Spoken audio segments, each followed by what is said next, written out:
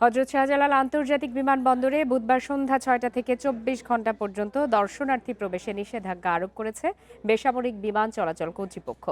বৃহস্পতিবার সন্ধ্যা ৬টা পর্যন্ত বিমানবন্দরে যাত্রী ছাড়া দর্শনার্থী প্রবেশে এই নিষেধাজ্ঞা বহাল থাকবে। বেবিচক জানায়, বিমানবন্দরে যাত্রী সেবা, নিরাপত্তা এবং অপারেশনাল শৃঙ্খলা বজায় রাখার স্বার্থে বিশেষ অপারেশনাল ও নিরাপত্তাজনিত কারণে এই সিদ্ধান্ত নিয়েছে তারা।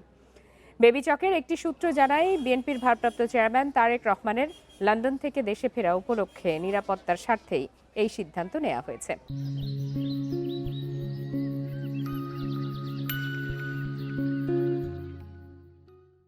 এদিকে বিমানবন্দরের সর্বোচ্চ নিরাপত্তা ব্যবস্থা নিতে যাচ্ছে সরকার।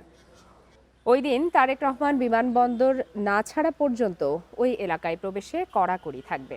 এদিকে তারেক রহমানের ফেরা উপলক্ষে বিমানবন্দর থেকে গুলশানগামী সড়কগুলোতে যানজট তীব্র হওয়ার সম্ভাবনা রয়েছে।